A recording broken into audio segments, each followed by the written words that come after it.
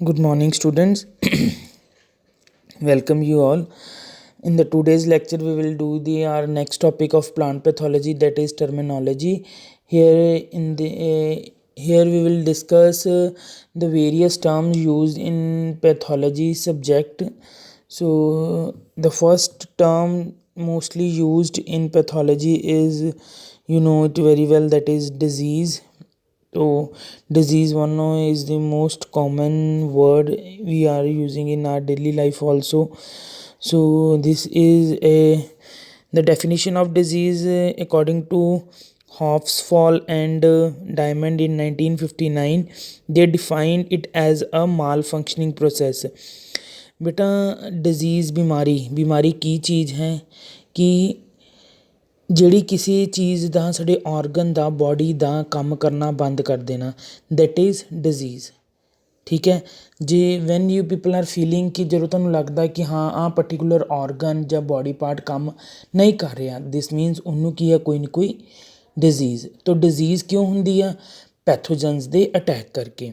ਠੀਕ ਹੈ ਤਾਂ ਕਹਿੰਦੇ ਜਦੋਂ ਕੰਟੀਨਿਊਸਲੀ ਪੈਥੋਜਨ ਦਾ ਅਟੈਕ ਹੁੰਦਾ ਹੈ, ਸਾਨੂੰ ਪ੍ਰੋਪਰ ਉਹਦੇ 'ਤੇ ਅਟੈਕ ਹੋਣ ਦੇ ਨਾਲ ਕੰਟੀਨਿਊਸਲੀ ਸਾਨੂੰ ਇੱਕ ਸੈਂਸੇਸ਼ਨ ਹੁੰਦੀ ਹੈ, ਸਾਨੂੰ ਪਤਾ ਲੱਗਦਾ ਕਿ ਸਾਡਾ ਉਹ ਵਾਲਾ ਔਰਗਨ ਸਹੀ ਕੰਮ ਨਹੀਂ ਕਰ ਰਿਹਾ।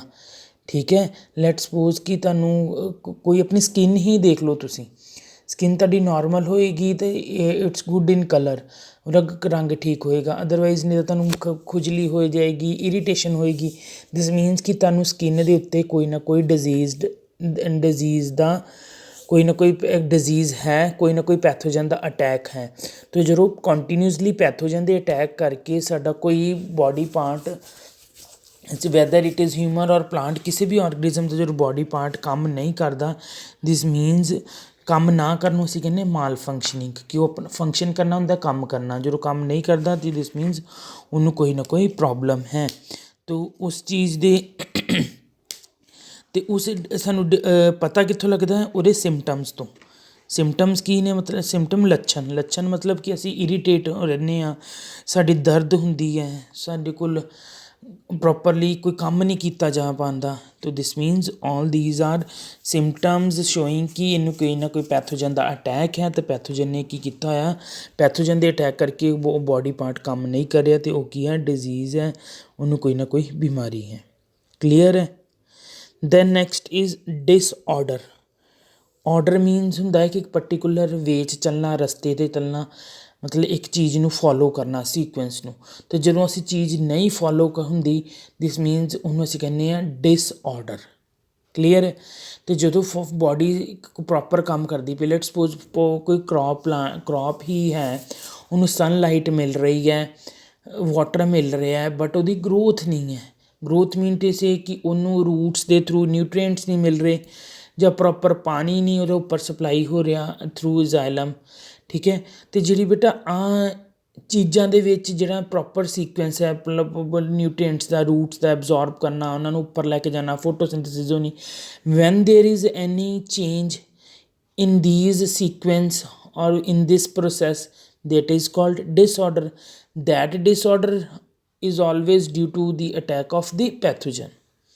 ਠੀਕ ਹੈ ਲੈਟ ਸਪੋਜ਼ ਅਸੀਂ ਸਾਹ ਲੈਂਦੇ ਪਏ, ਸਾਡੇ ਅੰਦਰ ਤੱਕ ਨਹੀਂ ਜਾਂਦਾ, ਕਿਉਂਕਿ ਸਾਡੇ ਪੈਥੋਜਨ ਦਾ ਅਟੈਕ ਹੋਇਆ, ਸਾਡੇ ਲੰਗਸ ਦੇ ਵਿੱਚ ਕੋਈ ਨਾ ਕੋਈ ਪੈਥੋਜਨ ਦੇ ਅਟੈਕ ਕਰਕੇ ਸਾਨੂੰ ਪ੍ਰੋਬਲਮ ਹੈ। ਠੀਕ ਹੈ ਅਤੇ ਉਹ ਪ੍ਰੋਬਲਮ ਦੇ ਨਾਲ ਕਿ ਜਿਹੜਾ ਸਾਹ ਜਾਣ ਦਾ ਤਰੀਕਾ ਸੀ, ਉਹਦੇ ਜਿਹੜਾ ਰਸਤਾ ਸੀ, ਸੀਕੁਐਂਸ ਸੀ, ਉਹਦੇ ਵਿੱਚ ਕੋਈ ਨਾ ਪੈਥੋਜਨ ਦੇ ਅਟੈਕ ਕਰਕੇ ਉਹ ਸਾਹ ਪ੍ਰੋਪਰ ਨਹੀਂ ਜਾ ਰਿਹਾ, ਅਤੇ ਸਾਰੀ ਦੀ ਸਾਰੀ ਪ੍ਰੋਸੈਸ ਸਾਹ ਲੈਣ ਦੀ ਵਿਗੜ ਗਈ, ਅਤੇ ਜਿਹੜੀ ਚੀਜ਼ ਦਾ ਵਿਗੜਨਾ, that is disorder.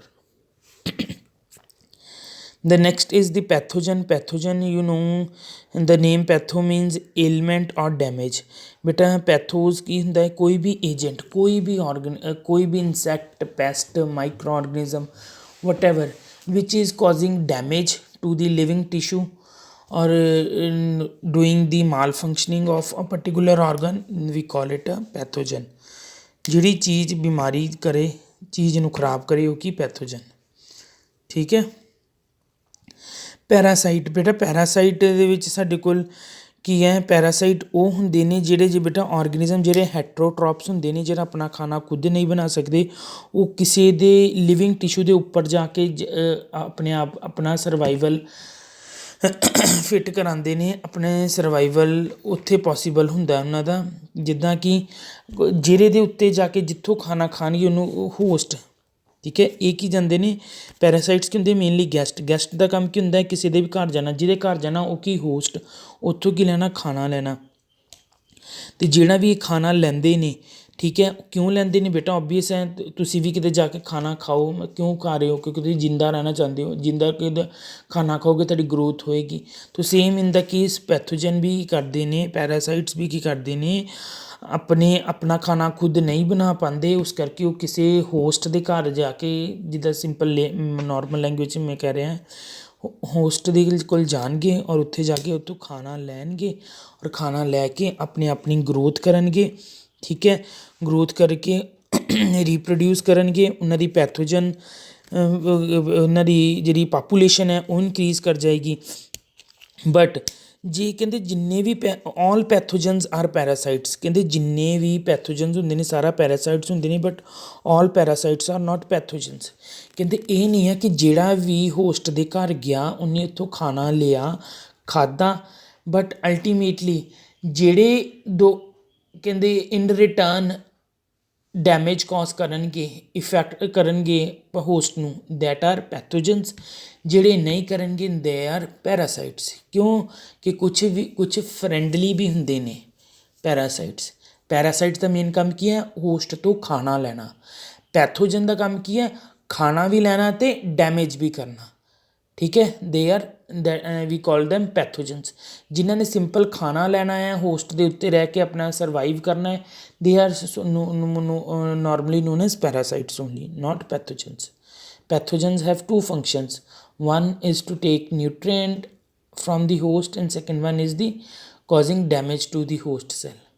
But parasite always take nutrient or food only but not causing any damage. Then next example of parasite, you can look at the example like those parasite living on host without causing damage, we are called symbiotic relationship. Symbiotic relationship means mutually beneficially, mutual benefits मतलब ਉਹ host ਉਹ guest ਕੋਲੋਂ ਉਹਨੂੰ ਕੁਛ ਫਾਇਦਾ ਲਏਗਾ, ਜਿਹੜਾ guest ਹੈ ਹੋਸਟ ਕੋਲੋਂ ਕੁਛ ਫਾਇਦਾ ਲਏਗਾ। ਐਗਜ਼ਾਮਪਲ ਹੈ ਰਾਈਜ਼ੋਬੀਅਮ ਬੈਕਟੀਰੀਅਮ ਦੀ ਬੇਟਾ, ਜਿਹੜਾ ਐਜ਼ ਅ ਬਾਇਓ ਫਰਟੀਲਾਈਜ਼ਰ ਵੀ ਅਸੀਂ ਯੂਜ਼ ਕਰੀਦਾ। ਮਾਈਕੋਰਹੀਜ਼ਾ ਜਿਹੜੇ ਨਿਊਟਰੀਐਂਟ ਦੀ ਉਹਨੂੰ ਕਰਦੇ ਨੇ ਫਿਕਸੇਸ਼ਨ 'ਚ ਹੈਲਪ ਕਰਦੇ ਨੇ, ਠੀਕ ਹੈ, as a bio fertilizer act ਕਰਦੇ ਨੇ ਇਹ ਬੈਕਟੀਰੀਅਲ ਸਟ੍ਰੇਨਸ। ਦੈਨ ਬਾਇਓਟ੍ਰੋਪਸ ਬੇਟਾ ਔਰਗੈਨਿਜ਼ਮਸ ਉਹ ਹੁੰਦੇ ਨੇ ਜਿਹੜੇ ਬਿਲਕੁਲ ਲਾਚਾਰ ਹੁੰਦੇ ਨੇ, ਠੀਕ ਹੈ, ਲਾਚਾਰ ਉਹ ਕੀ ਕਰਦੇ ਨੇ ਉਹਨਾਂ ਨੂੰ which they can be cultivated on artificial media, obtained their food from living tissue only in nature in which they complete their life cycle, ਠੀਕ ਹੈ। ਤਾਂ ਬੇਟਾ ਇਹ ਜਿਹੜੇ ਹੁੰਦੇ ਨੇ ਬਿਲਕੁਲ ਬਾਇਓਟ੍ਰੋਪਸ ਨੂੰ ਲਾਚਾਰ ਹੁੰਦੇ ਨੇ, ਟੋਟਲੀ ਅਲਟੀਮੇਟਲੀ ਪੂਰੇ ਲਿਵਿੰਗ ਟਿਸ਼ੂ ਦੇ ਉੱਤੇ ਡਿਪੈਂਡ ਹੁੰਦੇ ਨੇ, ਠੀਕ ਹੈ। ਇਹ ਡੈਡ ਟਿਸ਼ੂ 'ਤੇ ਨਹੀਂ ਡਿਪੈਂਡ ਹੁੰਦੇ, ਸਿੰਪਲ ਕਹਿੰਦੇ ਹੁੰਦੇ ਲਿਵਿੰਗ ਟਿਸ਼ੂਜ਼ 'ਤੇ। ਲਿਵਿੰਗ ਟਿਸ਼ੂ 'ਤੇ ਜਾਣਗੇ, ਜਾ ਕੇ ਉਹ ਉਹਦੇ ਮੈਟਾਬੋਲਿਕਲੀ ਜਿੱਦਾਂ ਲਿਵਿੰਗ ਟਿਸ਼ੂ ਆਪਣਾ ਮੈਟਾਬੋਲਿਜ਼ਮ ਉਹਦਾ ਚੱਲੇਗਾ, ਖਾਣਾ ਉਹਦਾ ਡਾਈਜੈਸਟ ਹੋਏਗਾ, ਉੱਦਾਂ ਉਹ ਮੈਟਾਬੋਲਿਕਲੀ ਉਹਦੇ 'ਤੇ ਲਿਵਿੰਗ ਟਿਸ਼ੂ ਤੋਂ ਖਾਣਾ ਲੈਣਗੇ। ਬਟ ਜਿਹੜੇ ਬਾਇਓਟ੍ਰੋਪਸ ਹੁੰਦੇ ਨੇ ਇਹ ਡੈਡ ਟਿਸ਼ੂਜ਼ ਤੋਂ ਨਹੀਂ ਖਾਣਾ ਲੈਂਦੇ, ਸਿੰਪਲ ਕਿੱਥੋਂ ਲੈਂਦੇ ਨੇ ਲਿਵਿੰਗ ਟਿਸ਼ੂ ਤੋਂ ਲੈਂਦੇ ਨੇ। ਇਸ ਕਰਕੇ ਇਹਨਾਂ ਦੀ ਬਿਲਕੁਲ ਹੈਲਪਲੈਸ ਹੁੰਦੇ ਨੇ, ਇਸ ਕਰਕੇ ਇਹਨਾਂ ਨੂੰ ਹੈਲਪਲੈਸ ਜਿਹੜੀ ਚੀਜ਼ ਹੋ ਇਹਨਾਂ ਨੂੰ ਓਬਲੀਗੇਟ ਕਹਿੰਦੇ ਨੇ, ਇਸੇ ਕਰਕੇ ਇਹਨਾਂ ਨੂੰ ਓਬਲੀਗੇਟ ਪੈਰਾਸਾਈਟਸ ਕਹਿੰਦੇ ਨੇ ਕਿ ਇਹ ਸਿੰਪਲ ਕੀ ਕਹਿੰਦੇ ਨੇ ਲਿਵਿੰਗ ਟਿਸ਼ੂ 'ਤੇ ਜਾਂਦੇ ਨੇ ਅਤੇ ਉਹਨਾਂ ਤੋਂ ਖਾਣਾ ਲੈਂਦੇ ਨੇ, ਬਟ ਡੈਡ ਟਿਸ਼ੂਜ਼ ਤੋਂ ਨਹੀਂ। ਬਟ ਜਿਹੜੇ ਸਾਡੇ ਕੋਲ ਸੈਪਰੋਫਾਈਟਸ ਨੇ ਜਾਂ ਸੈਪਰੋਬਸ ਨੇ ਬੇਟਾ, ਇਹ ਔਰਗੈਨਿਜ਼ਮਸ ਉਹ ਨੇ ਜਿਹੜੇ ਨਿਊਟ੍ਰੀਸ਼ਨ ਆਪਣੇ ਡੈਡ ਮੈਟਰ ਤੋਂ ਲੈਂਦੇ ਨੇ। ਕਿੱਥੋਂ ਲੈਂਦੇ ਨੇ? ਡੈਡ ਤੋਂ। ਬਾਇਓਟ੍ਰੋਪਸ ਲਿਵਿੰਗ ਮੈਟਰ ਤੋਂ ਆਪਣਾ ਖਾਣਾ ਲੈਂਦੇ ਨੇ, ਲਿਵਿੰਗ ਟਿਸ਼ੂਜ਼ ਤੋਂ। ਬਟ ਸੈਪਰੋਫਾਈਟਸ ਕਿੱਥੋਂ ਲੈਂਦੇ ਨੇ? ਸਾਡੇ ਕੋਲ ਡੈਡ ਔਰ ਡਿਕੇਇੰਗ ਮੈਟਰ ਤੋਂ ਲੈਂਦੇ ਨੇ, ਠੀਕ ਹੈ। ਅਤੇ ਕਹਿੰਦੇ some parasites and saprophyte may be faulty to change their mode of nutrition. But ਕਹਿੰਦੇ ਕੁਛ ਸਾਡੇ ਕੋਲ ਸੈਪਰੋਫਾਈਟ ਜਾਂ ਪੈਰਾਸਾਈਟ ਫੋਲਟੀ ਵੀ ਬਣ ਜਾਂਦੇ ਨੇ, ਖਰਾਬ ਵੀ ਹੋ ਜਾਂਦੇ ਨੇ, ਜਿਹੜੇ ਆਪਣਾ ਖਾਣਾ ਕਿੱਥੋਂ ਲੈਂਦੇ ਨੇ ਆਪਣਾ ਮੋਡ ਆਫ ਨਿਊਟ੍ਰੀਸ਼ਨ ਚੇਂਜ ਕਰ ਲੈਂਦੇ ਨੇ। ਜਿਹੜੇ ਹੈਟਰੋਟ੍ਰੋਪ ਤੋਂ ਆਟੋਟ੍ਰੋਪਸ ਵੀ ਬਣ ਸਕਦੇ ਨੇ, ਆਟੋਟ੍ਰੋਪ ਤੋਂ ਹੈਟਰੋਟ੍ਰੋਪ ਦੀਆਂ ਅਲੱਗ ਅਲੱਗ ਟਾਈਪਸ ਵੀ ਬਣ ਸਕਦੇ ਨੇ। ठीक है। वेट वेट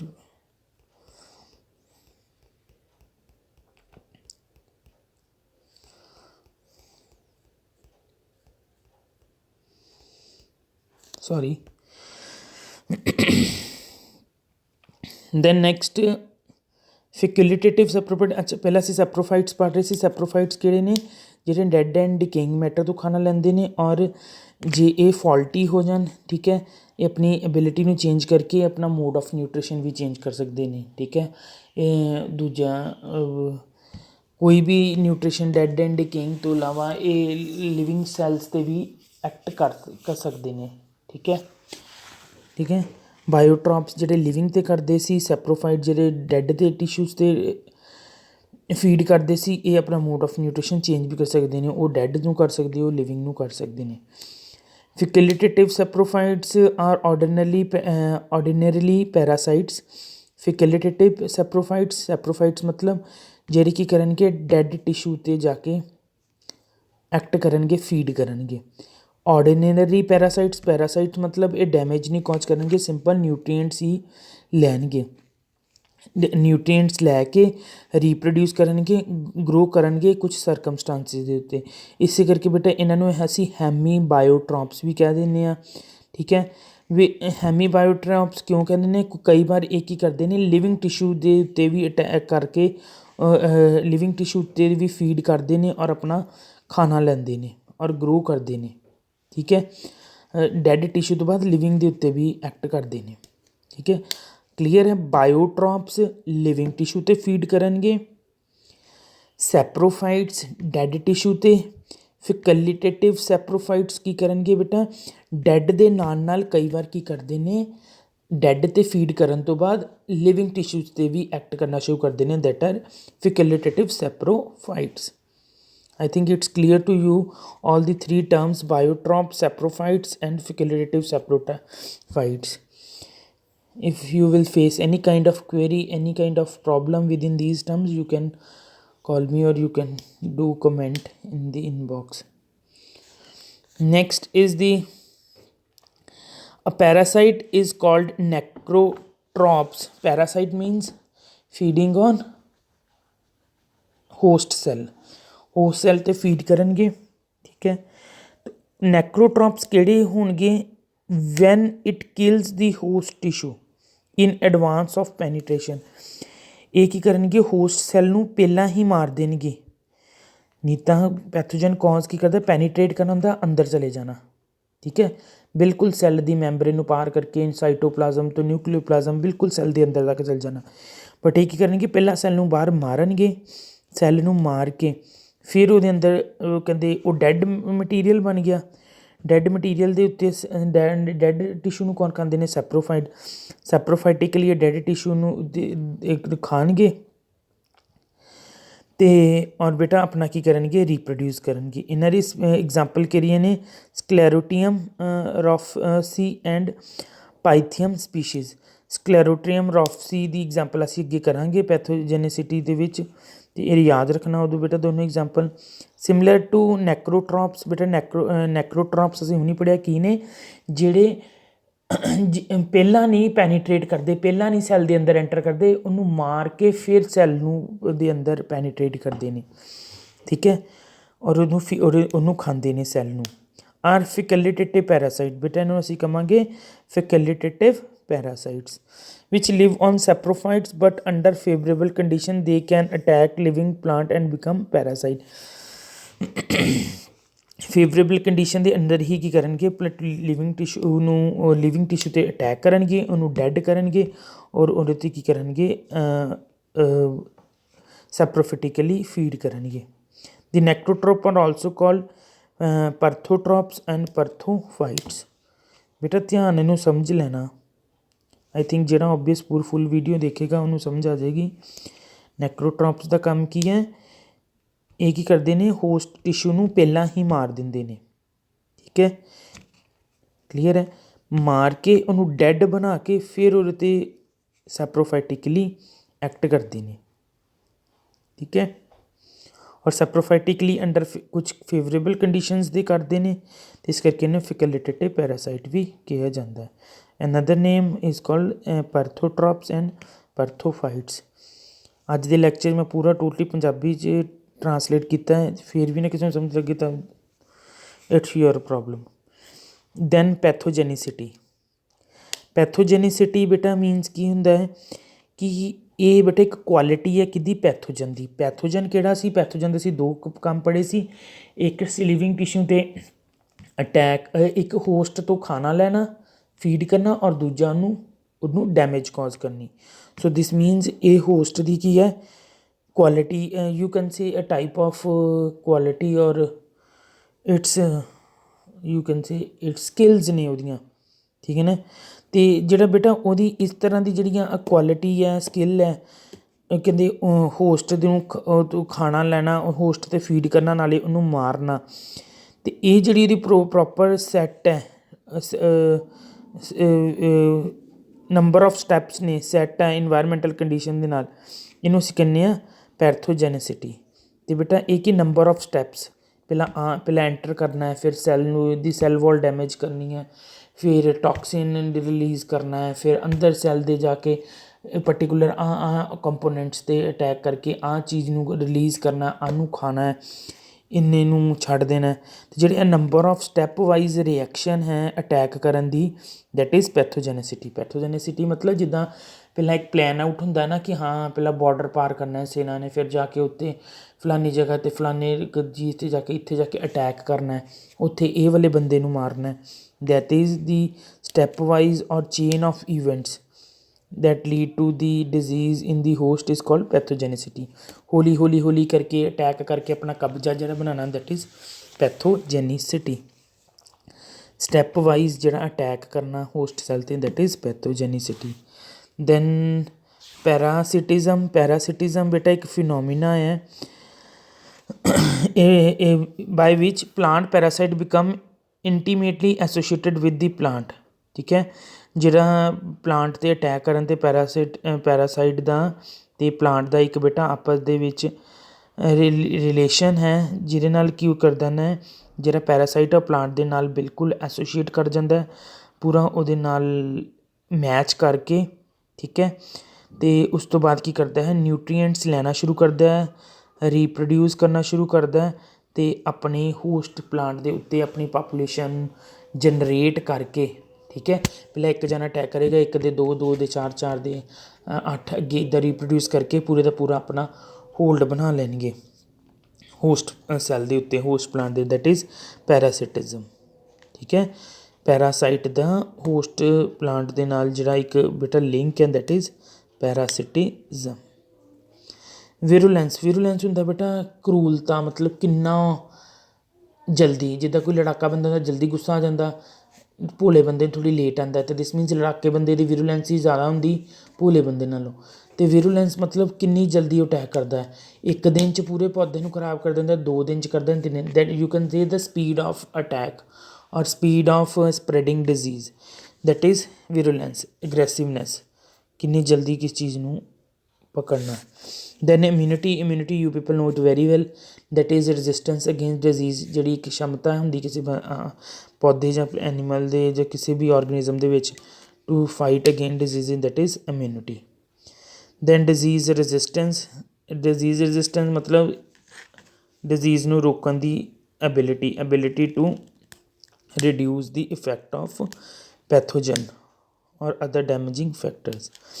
ਹਾਈਪਰ ਸੈਂਸਿਟੀਵਿਟੀ ਬੇਟਾ ਇਹ ਹਾਈਪਰ ਚੀਜ਼ ਹੁੰਦੀ ਜਿਹੜੀ ਬਹੁਤ ਹਾਈ ਲੈਵਲ ਦੀ ਹੋਵੇ, ਅਤੇ ਬੇਟਾ ਜਿਹੜੀ ਹਾਈਪਰ ਸੈਂਸਿਟੀਵਿਟੀ ਜਿਹੜੀ ਸੈਂਸਿਟਿਵ ਚੀਜ਼ ਹੁੰਦੀ ਜਿਹੜੀ ਜਲਦੀ ਕੋਮਲ ਹੋਵੇ, ਠੀਕ ਹੈ। ਅਤੇ ਬੇਟਾ extreme degree of susceptibility in ਵਿਚ they are rapid death of the cells in the vicinity of the invading pathogen. Hypersensitivity ਮਤਲਬ ਬੇਟਾ ਸੈਂਸਿਟਿਵ ਕੋਮਲ, ਪੌਦਾ ਕੋਮਲ ਸੀ, ਉਹਦੇ ਦੀ ਹਾਈਪਰ ਸੈਂਸਿਟੀਵਿਟੀ ਮਤਲਬ ਕਾਰਨ ਉਹ ਜ਼ਿਆਦਾ ਹੀ ਕੋਮਲ ਸੀ, ਪੈਥੋਜਨ ਦਾ ਜਿੱਦਾਂ ਹੀ ਅਟੈਕ ਹੋਇਆ ਜਲਦੀ ਪਲਾਂਟ ਨੂੰ ਅਟੈਕ ਕਰਕੇ ਉਹਨੂੰ ਮਾਰਦਾ ਗਿਆ, ਠੀਕ ਹੈ। ਅਤੇ ਦਿਸ ਮੀਨਸ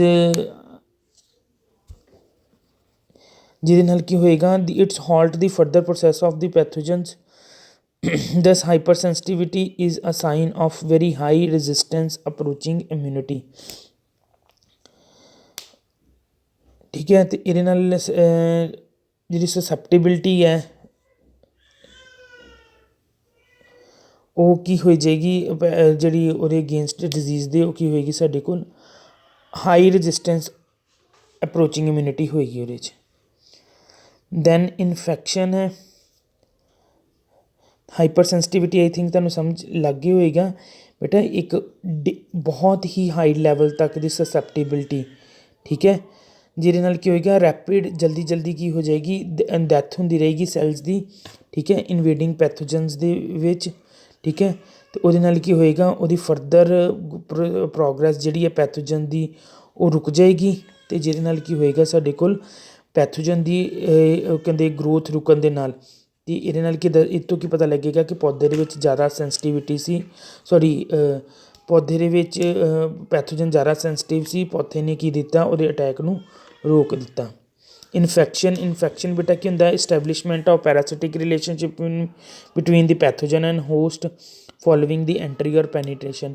ਬੇਟਾ ਇਨਫੈਕਸ਼ਨ ਤੁਹਾਨੂੰ ਪਤਾ ਹੀ, ਇਨਫੈਕਸ਼ਨ ਕਿੱਦਾਂ ਹੁੰਦੀ, ਪਹਿਲਾਂ ਥੋੜ੍ਹੀ ਕਰਕੇ ਵੱਧਦੀ ਹੈ, ਅਤੇ ਜਿਹੜਾ ਬੇਟਾ ਇੱਕ ਰਿਲੇਸ਼ਨਸ਼ਿਪ ਬਣੀ ਜਾਂਦਾ ਕਿ ਅਗਰ ਤਾਂ ਇਮਿਊਨਿਟੀ ਹੋਈ ਤਾਂ ਪੈਥੋਜਨ ਦੀ ਇਨਫੈਕਸ਼ਨ ਰੁਕ ਜਾਏਗੀ, ਪੈਥੋਜਨ ਇਨਫੈਕਟ ਨਹੀਂ ਕਰ ਪਾਏਗਾ, ਸਮਝਦੇ ਪਏ ਹੋ।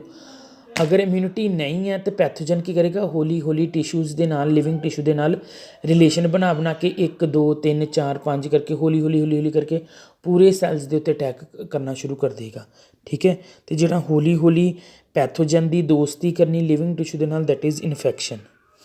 ਦੈਨ ਇਨਕਿਊਬੇਸ਼ਨ ਬੇਟਾ ਪੀਰੀਅਡ ਸਾਡੇ ਕੋਲ ਕੀ ਹੁੰਦਾ, ਉਹ ਵਾਲਾ ਪੀਰੀਅਡ ਇਨ ਬਿਟਵੀਨ ਜਿਹਦੇ ਦੇ ਵਿੱਚ ਪੂਰੀ ਇਨਫੈਕਸ਼ਨ ਪੂਰੀ ਪ੍ਰੋਪਰਲੀ ਤਰ੍ਹਾਂ ਡਿਵੈਲਪ ਹੋ ਜਾਏ, ਠੀਕ ਹੈ, ਜੇ ਇਨਕਿਊਬੇਸ਼ਨ ਪ੍ਰੋਪਰ ਇੱਕ ਟੈਂਪਰੇਚਰ ਮਿਲ ਜਾਏ, ਇਨ ਡਿਜ਼ੀਜ਼ ਫਟਾਫਟ, ਜਿੱਦਾਂ ਲੈਟਸ ਸਪੋਜ਼ ਤੁਸੀਂ ਆਪਣੇ ਘਰ ਹੀ ਕੋਈ ਚਪਾਤੀ ਨੂੰ ਗਰਮ ਡੱਬੇ ਦੇ ਵਿੱਚ ਗਰਮੀ ਦੇ ਵਿੱਚ ਰੱਖ ਦਿਓ, ਉਹਨੂੰ ਜਲਦੀ ਇਨਕਿਊਬੇਸ਼ਨ ਮਿਲ ਗਈ, ਪ੍ਰੋਪਰ ਟੈਂਪਰੇਚਰ ਮਿਲ ਗਿਆ, ਉਹ ਜਲਦੀ ਉਹਨੂੰ ਫੰਗਲ ਅਟੈਕ ਹੋਏਗਾ, ਠੀਕ ਹੈ, ਉਹਦੀ ਜਲਦੀ ਉਹਦੇ 'ਤੇ ਕੀ ਆ ਜਾਏਗੀ, ਸਾਡੇ ਕੋਲ ਫੰਗਸ ਆ ਜਾਏਗੀ। ਅਦਰਵਾਈਜ਼ ਜੇ ਅਸੀਂ ਉਹਨੂੰ ਇਨਕਿਊਬੇਸ਼ਨ ਪੀਰੀਅਡ ਨਹੀਂ ਮਿਲਦਾ ਤਾਂ ਉਹਦਾ ਅਟੈਕ ਘੱਟ ਹੋਏਗਾ। ਅਤੇ ਇਨਕਿਊਬੇਸ਼ਨ ਪੀਰੀਅਡ ਕੀ ਹੁੰਦਾ ਹੈ, ਇਹ ਟਾਈਮ ਪੀਰੀਅਡ ਹੁੰਦਾ ਹੈ ਪੈਨੀਟ੍ਰੇਸ਼ਨ ਅਤੇ ਕੰਪਲੀਸ਼ਨ ਆਫ ਇਨਫੈਕਸ਼ਨ ਦੇ ਵਿੱਚ, ਅਤੇ ਜਿੰਨੀ ਜ਼ਿਆਦਾ ਇਨਕਿਊਬੇਸ਼ਨ ਪੀਰੀਅਡ ਉਨੀ ਜਲਦੀ ਇਨਫੈਕਸ਼ਨ ਵਧੇਗੀ, ਉਨੀ ਜਲਦੀ ਤੁਹਾਨੂੰ ਕੁਝ ਸਿੰਪਟਮਸ ਦਿਖਣੇ ਸ਼ੁਰੂ ਹੋ ਜਾਣਗੇ, ਤੁਹਾਨੂੰ ਲਿਖੇਗਾ ਕਿ ਹਾਂ ਇਹਨੂੰ ਉੱਲੀ ਲੱਗ ਗਈ ਜਾਂ ਕੁਛ ਲੱਗ ਗਿਆ। ਇਨਵੇਸ਼ਨ ਔਰ ਕਲੋਨਾਈਜੇਸ਼ਨ, ਇਨਵੇਸ਼ਨ ਹੁੰਦਾ ਬੇਟਾ ਚੀਜ਼ ਦਾ ਅੰਦਰ ਐਂਟਰ ਕਰਨਾ, ਔਰ ਕਲੋਨਾਈਜੇਸ਼ਨ ਮਤਲਬ ਹੁੰਦਾ ਔਰ ਪੂਰੀ ਦੀ ਗਰੋਥ ਦਾ, ਪੈਥੋਜਨ ਦੀ ਗਰੋਥ ਦਾ ਟਿਸ਼ੂ ਦੇ ਉੱਤੇ ਆ ਜਾਣਾ, ਠੀਕ ਹੈ।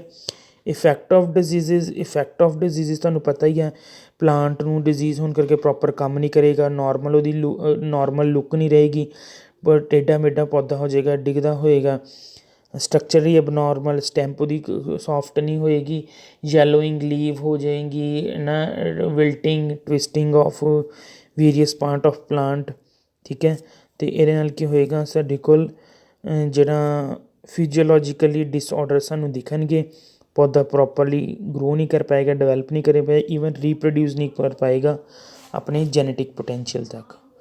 This is all about today's topic. I think all these terms are very clear to you. If again anybody having any doubt, you can call me or ask me. Be frank, comment box ਥੱਲੇ ਜ਼ਰੂਰ ਦੱਸਣਾ ਕਿ ਅੱਜ ਸਮਝ ਲੱਗਾ ਕਿ ਨਹੀਂ ਕੰਮ ਨਹੀਂ।